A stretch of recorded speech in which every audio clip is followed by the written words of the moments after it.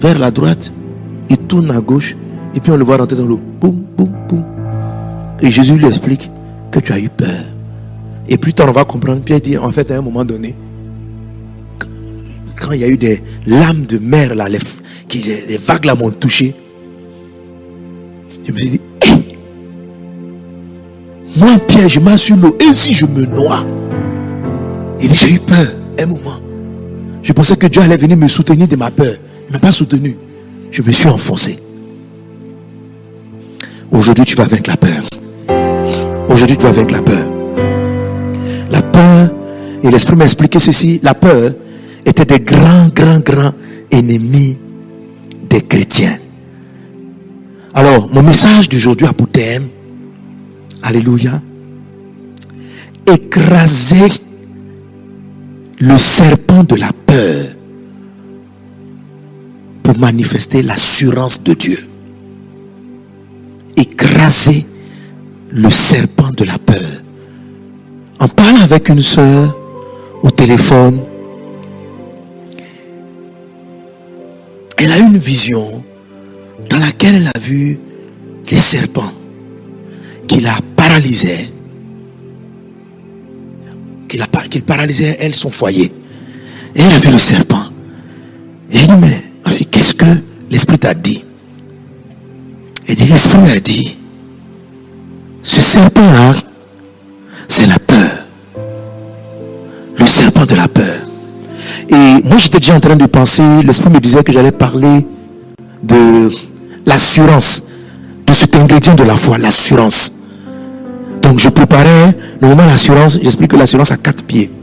Et quand j'ai fini de parler avec elle, j'ai compris que l'Esprit venait de me donner un élément. Il dit, tu vas parler de l'assurance. Tu vas décrire ce que c'est que l'assurance. Vous savez, j'ai déjà enseigné ces choses. L'assurance, c'est le fait de voir Jésus toujours à côté de toi. L'assurance, tu trouves de l'assurance quand tu regardes Jésus à côté de toi. Tu trouves de l'assurance quand tu cherches le réma. Quand tu cherches la parole révélée de Dieu, quand elle vient dans ton cœur, ça fait que tu es calme et tu es serein. Il m'a dit, tout ça là, c'est vrai.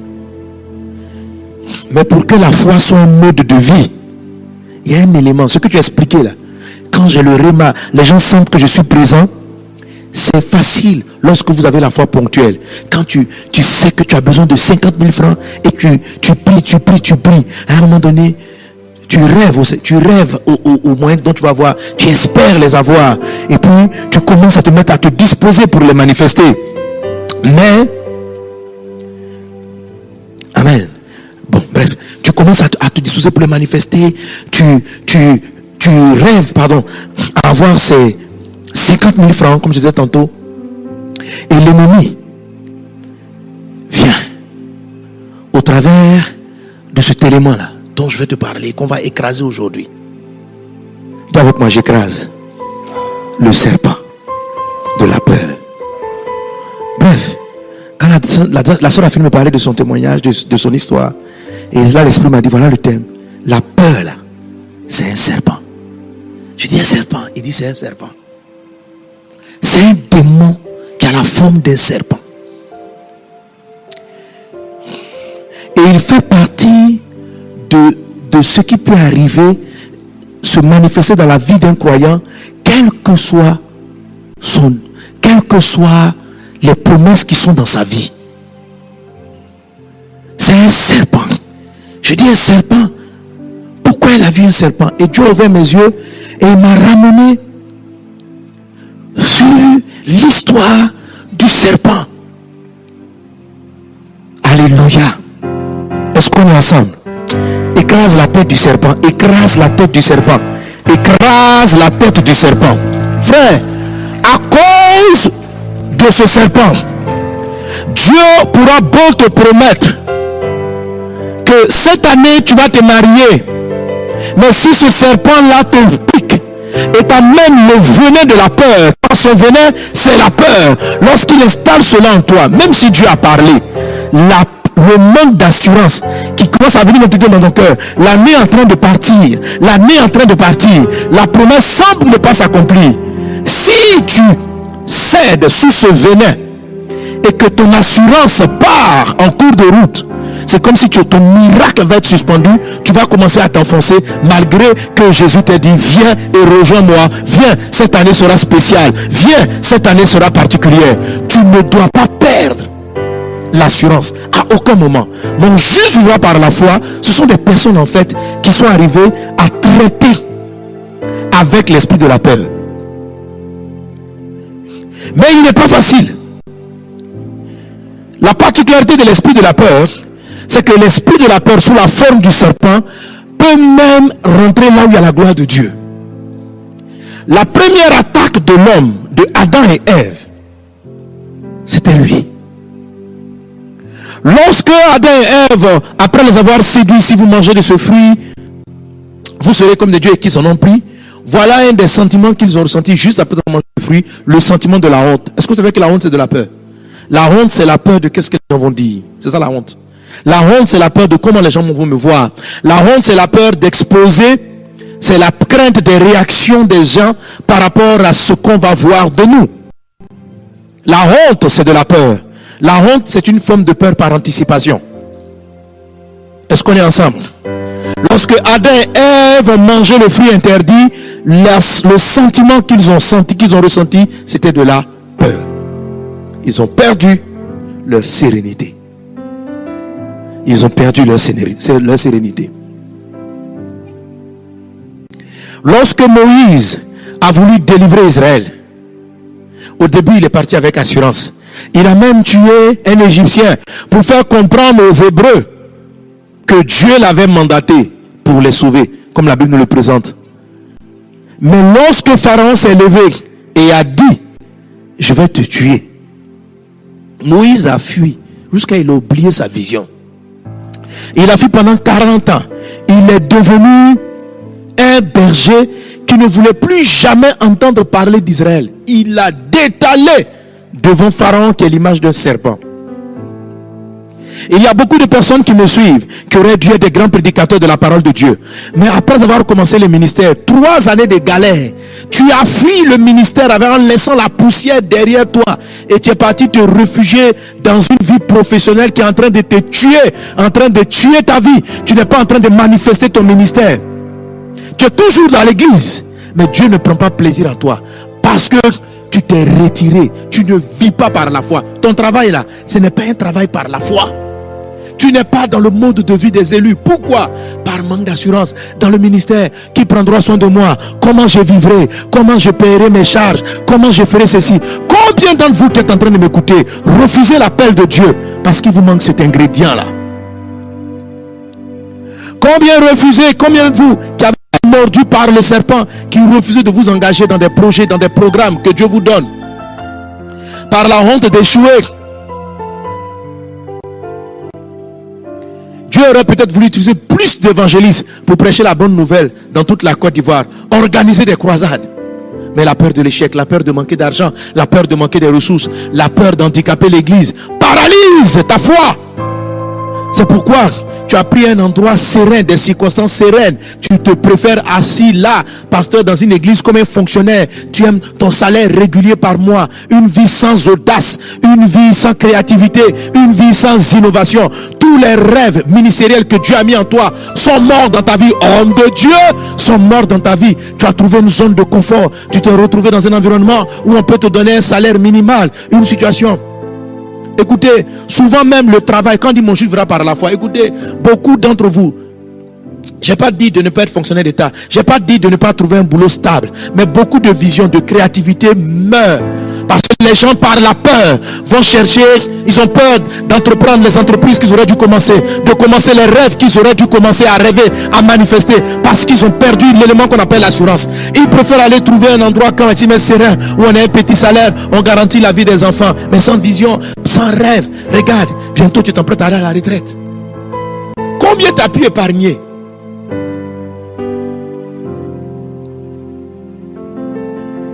Et des personnes qui naissent, qui meurent avec leurs rêves.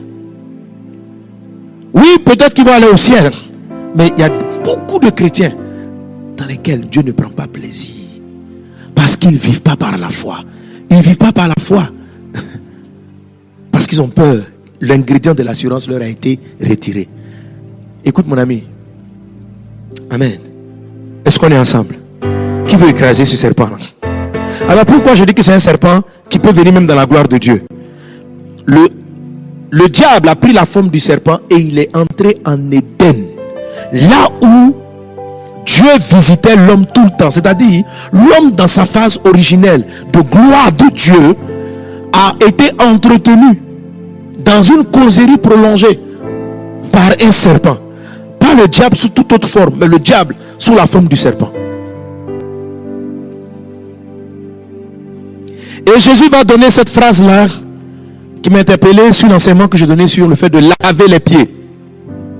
Laver les pieds. Alléluia. Laver les pieds.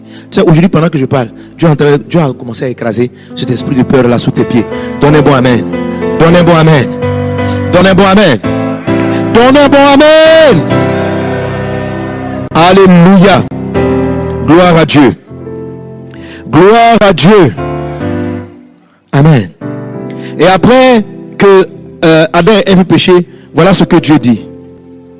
La descendance de la femme écrasera la tête du serpent, mais la descendance du serpent va pouvoir blesser le talon.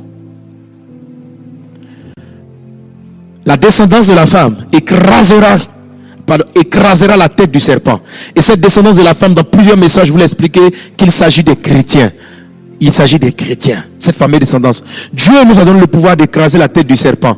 Mais il est donné au serpent dans ce passage un certain pouvoir. Le pouvoir de blesser le talon de cette fameuse descendance qui peut lui écraser la tête. C'est-à-dire, les chrétiens peuvent tuer le diable, peuvent écraser le diable. Mais lui, il a un tout petit pouvoir, blesser le talon des enfants de Dieu. Et le venin qu'il injecte dans ce talon, c'est le venin de la peur. C'est celui-là. Pendant que Pierre était en train de marcher sur la parole de l'accomplissement de ses prophéties, de sa prophétie, le serpent est venu sous la forme de cette tempête. Il lui a injecté le venin de la peur. Pierre a été paralysé par la peur. Et en même temps, c'est comme si le miracle de Jésus a été suspendu. Dans le livre de Timothée, l'apôtre Paul parle à Timothée. Il dit ceci, car Dieu ne nous a pas... Il dit, Timothée, ranime le don que tu as reçu par l'imposition des mains. Ranime-le. Car Dieu ne nous a pas donné un esprit de timidité. La timidité aussi est encore une peur. Dieu ne nous a pas donné un esprit de timidité. Il ne nous a pas donné un esprit de timidité.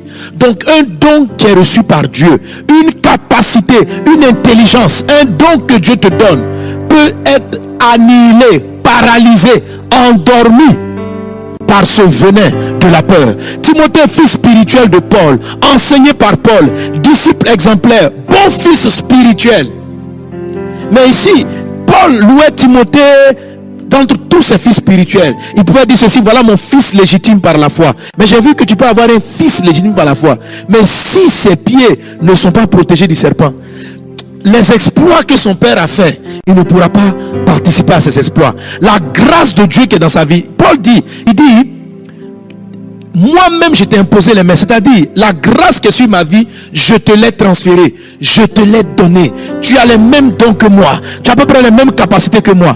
Paul a ressuscité des morts, Timothée aurait pu en ressusciter. Paul a marché dans les dons spirituels, Timothée devait marcher dans les dons spirituels. Mais quand bien même la descendance de la femme peut écraser la tête du serpent, le serpent a un tout petit pouvoir, il peut semer la peur. Et s'il arrive à semer la peur, les dons que Dieu t'a donné sont paralysés. L'intelligence que Dieu te donne est paralysée.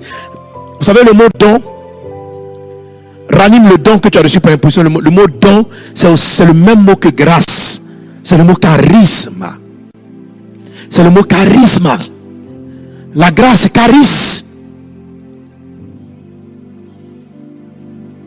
Donc la grâce et les dons spirituels sont pratiquement similaires. Quand la Bible dit que c'est par l'abondance de la grâce que nous allons régner, on peut aussi traduire c'est par l'abondance des dons.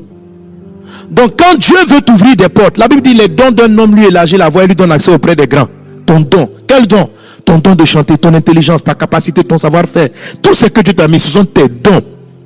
Mais les dons de Timothée ont été paralysés, asphyxiés. Et l'apôtre Paul dit, Dieu ne nous a pas donné un esprit de peur. C'est-à-dire que la peur est un esprit. Et un esprit qui a la forme d'un serpent.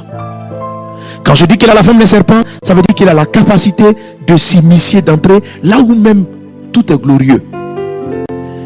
Peu Pourquoi a-t-il un tel pouvoir? Je l'ignore. Mais ce que je constate, c'est qu'il était en Éden.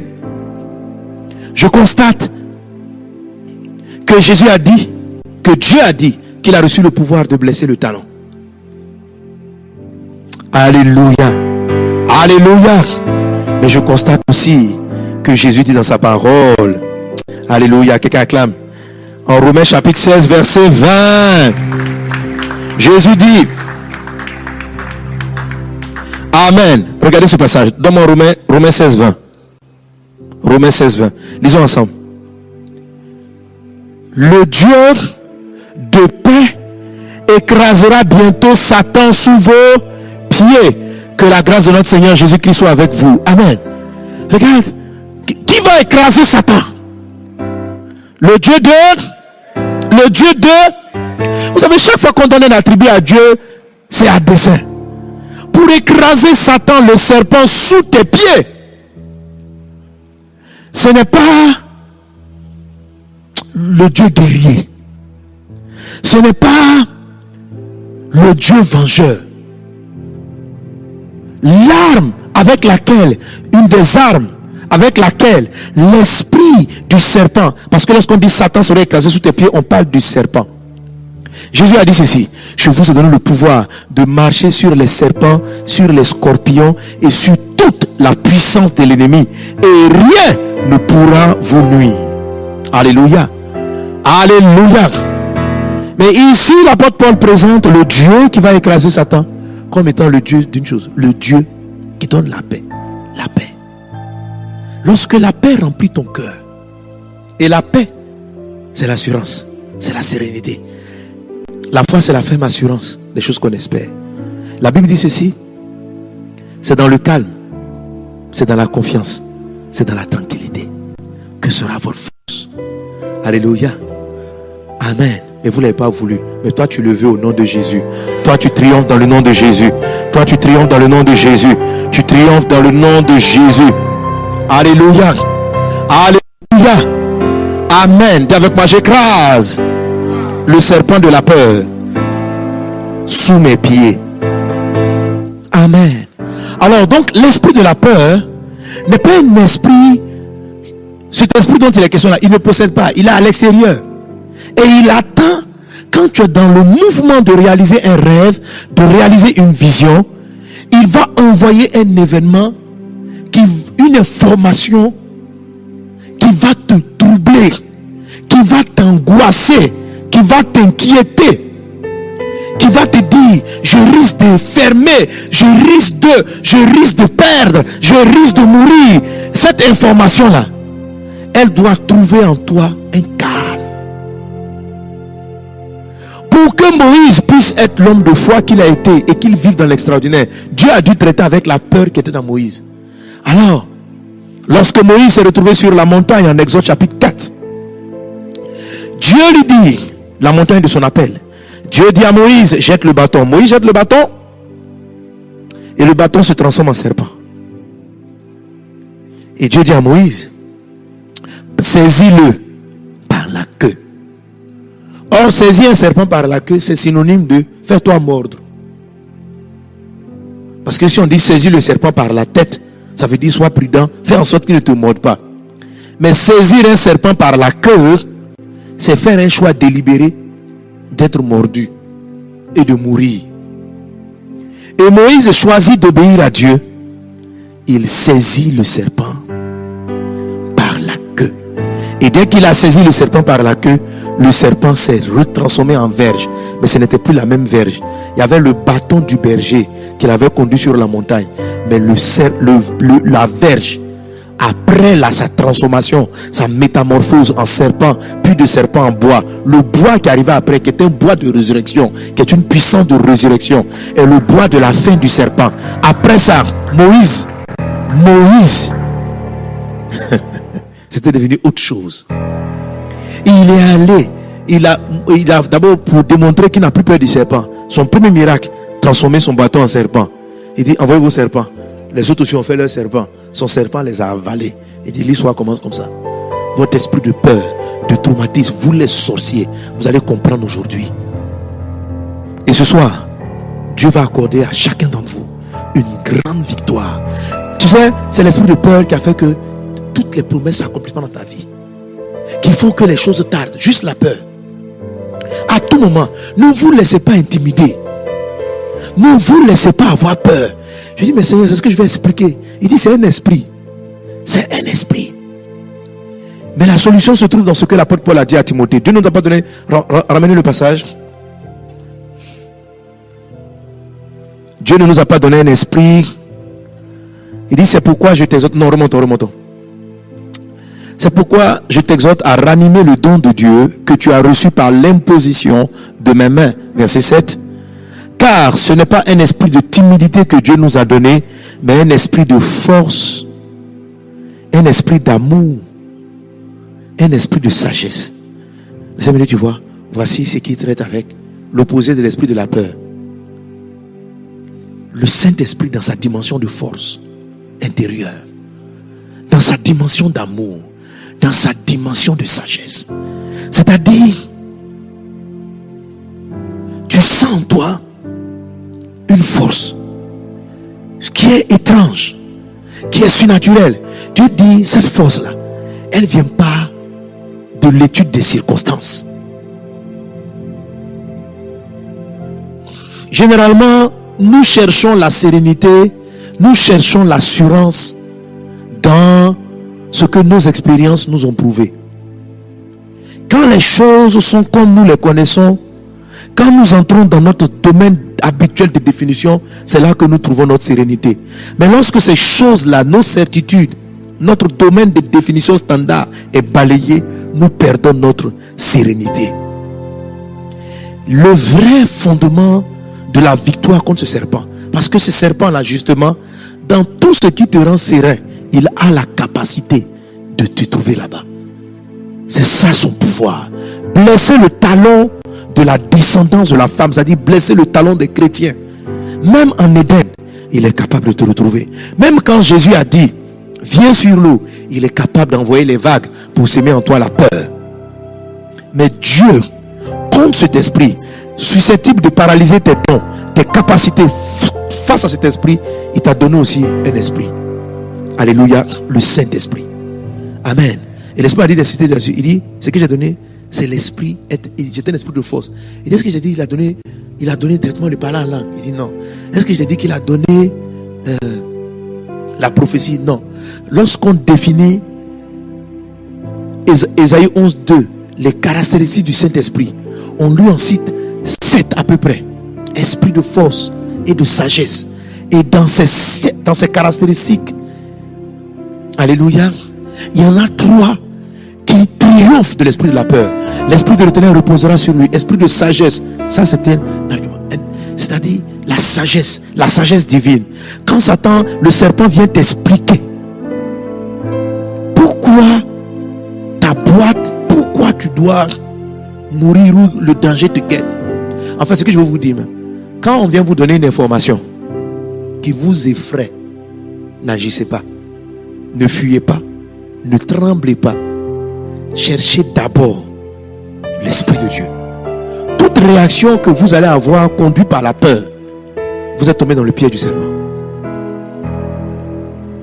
Si on dit on veut te tuer, puis tu fuis, là où tu fuis, c'est là que tu vas rencontrer ta vraie mort. Que la peur ne soit pas l'élément qui dirige tes pas, tes choix, tes décisions.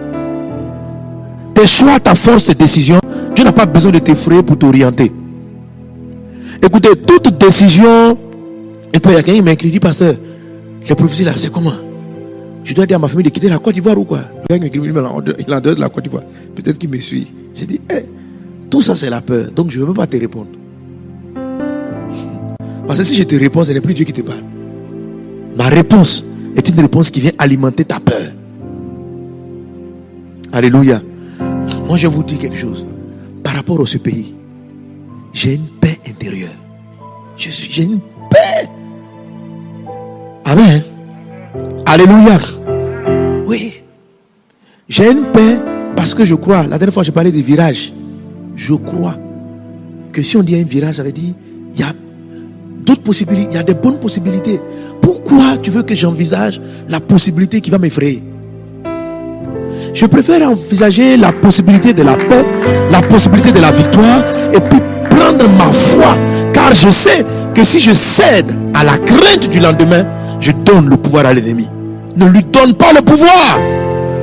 Dans le calme, il va te dire tes mouvements, il va t'orienter dans ce que tu dois faire. Ce n'est pas tes inquiétudes qui doivent te diriger, mais la sérénité qui vient de Dieu. N'oublie pas Isaïe chapitre 30 verset 15. C'est dans le calme, c'est dans la confiance, c'est dans la tranquillité que sera ton salut. Alléluia. Car ainsi a parlé le Seigneur l'Éternel, le Saint d'Israël. C'est dans la tranquillité, dis à quelqu'un soit tranquille. C'est dans le repos que sera votre salut. C'est dans le calme, dis avec moi le calme. Et la confiance, dis avec moi la confiance, que sera votre force. Alléluia. Alors cette force-là, d'où la tire-t-on? Il dit Dieu ne nous a pas donné un esprit de peur ou de timidité, mais il nous a donné un esprit de force, un esprit de sagesse. Et ces caractéristiques-là se trouvent en Ésaïe chapitre 11 à partir du verset 2. Il parle du Saint-Esprit. Il le décrit comme étant un esprit de sagesse. Amen. On peut ramener Ésaïe 11, 2. Un esprit de sagesse. Alléluia. Sagesse et intelligence. Esprit de conseil et de force. Alléluia. Esprit de connaissance et de crainte de l'Éternel. Voilà les choses qui sont en toi. Alors, comment est-ce qu'on écrase la tête du serpent? Il faut demander Saint-Esprit, remplis-moi de ton calme et de ta force. Si tu connais quelqu'un qui est habité par l'esprit de la peur, voilà comment tu chasses le démon. Il faut qu'il soit rempli encore. Pas seulement du parler en langue, mais d'autres caractéristiques du Saint-Esprit. Il en a plusieurs. La Bible dit, à chacun de nous, une portion du Saint-Esprit a été donnée. Il dit, mais pour l'édification de tous, cherchez à posséder abondamment. Autrement dit, il y a toujours un point avec lequel tu commences. Et si tu vois qu'il te manque autre chose dans les dons ou les caractéristiques du Saint-Esprit, n'hésite pas à les demander.